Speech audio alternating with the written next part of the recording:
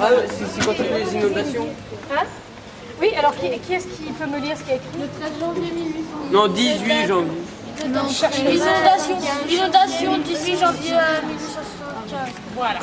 Donc, on a eu cette inondation, c'est celle qui est marquée. Vous avez une 15 à 20 plaques d'inondation dans la ville, à certains endroits. On va essayer de les remarquer à chaque fois.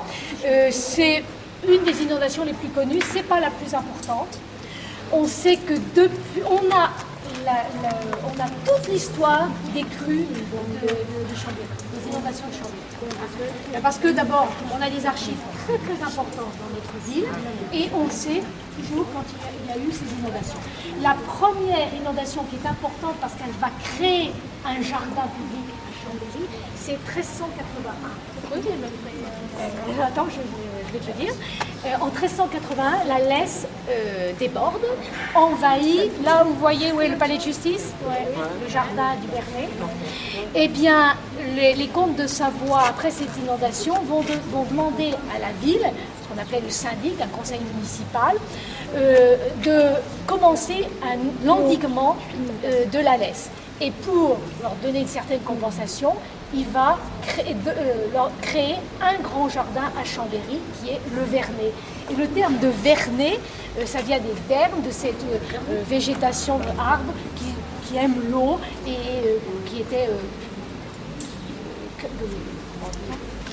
qui poussait de façon un peu anarchique dans tous les parties où il y a beaucoup d'eau. Donc vous voyez, le Vernet, il est créé au XIVe, suite à une inondation, les comtes de Savoie donnent les terres à la ville, mais avec l'obligation à la ville de construire des digues. Alors est-ce que vous savez ce que c'est qu'une digue? Ouais, c'est exactement, on fait Voilà.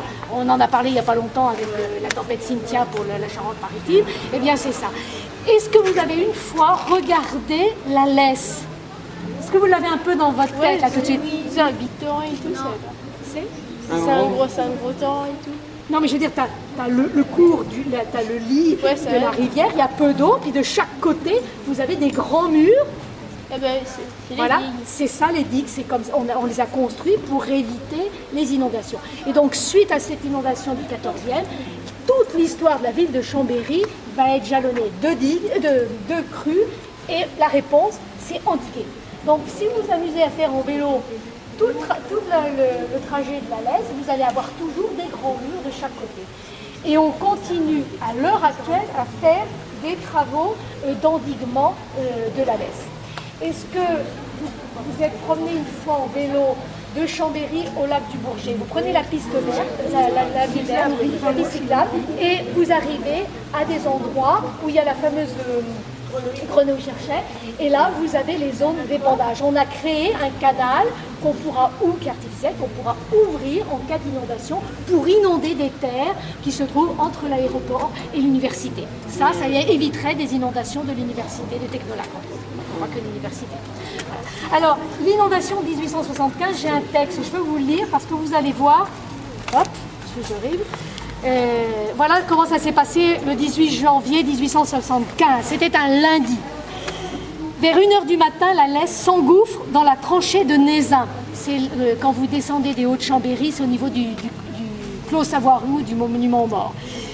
La gare est inondée. L'Albane franchit le pont de la Garade, c'est-à-dire vers Buisson-Rond, et envahit la plaine. Dès 3h du matin, le faubourg Montmélian, la rue Croix-d'Or et la place Saint-Léger sont inondés. Vous voyez, en l'espace de 2 heures. À 5h, on sonne le tocsin à l'hôtel de ville, à Notre-Dame et à Maché. On peut le sonner à la cathédrale parce que il y a plus d'1 mètre 50 d'eau au niveau du clocher de la cathédrale, de la base du clocher. Okay. À 7h, donc 6 heures plus tard, l'eau atteignait 1,10 m dans les magasins de la rue Croix-d'Or.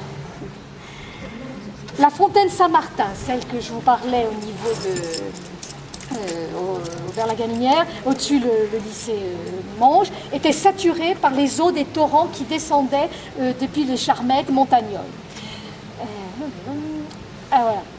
La caserne Barbeau, c'est-à-dire là où se trouve Curial, il y avait des casernes de cavaliers, il y avait des chevaux. Les chevaux sont évacués dans les cours d'école et place Porterelle. Des chevaux vont mourir noyés. Voilà. Oui, mais c'est surtout la rapidité de la montée des eaux qui fait ça. À midi, l'ampleur est maximale et la crue atteint Maché. Donc elle a traversé toute la ville. Au pont des Chèvres, quand vous allez vers Carrefour, par la voie rapide, c'est où il y a Leclerc maintenant, on va dire, vous aviez au pont des Chèvres, oui, les meuniers se réfugient sur le toit de leur moulin. Donc vous voyez jusqu'où l'eau est montée. Dans les prisons se trouvait là où il y a les travaux tout de suite pour le futur centre commercial au Halles. Il y avait Non, ouais. centre au Halles de Chambéry. Et celle de Cognan, c'est beaucoup plus tard, c'est 36. Eh bien, il y avait 1,40 m d'eau dans les cellules des prisonniers. Donc il a fallu les évacuer. Et à Cognan, le floraison, le Rivion, bien évidemment, déborde aussi. Donc toute la cluse est inondée.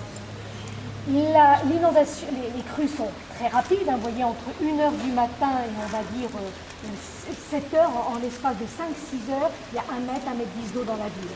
Et la décrue est aussi rapide, mais par contre, elle laisse dans la ville de la boue et bien sûr beaucoup il faut nettoyer et des bâtiments à reconstruire parce qu'il y a beaucoup de choses en bois qui vont être démolies. Donc ça, c'est un schéma qui est caractéristique de tout le temps dans Chambéry. J'ai quelques photos à vous faire voir d'une autre crue, c'est 1910, plus récente. Voilà le pont, je perds de rien, vers l'hôtel des impôts de Chambéry. Voilà, vous voyez le tablier du pont, l'eau monte pratiquement au niveau du tablier. Voilà, l'eau, elle est sûrement 2,50 m. Ils font leur show. Regardez, vous voyez. Donc l'eau qui monte au niveau du tablier du pont. Regardez. Ah mais il y avait un courant extraordinaire. Je vous en fais voir une autre. Voilà la Lesse dans Chambéry, là où se trouve De Citre à peu près tout de suite. Vous voyez la force de l'eau et la hauteur. Regardez les garçons. Oh, imagine si je crois que derrière c'est Venise. Et ici, rue Croix d'Or. Oh, c'est même. On a dit Venise de loin. Eh oui. Voilà. On dirait sur la fin.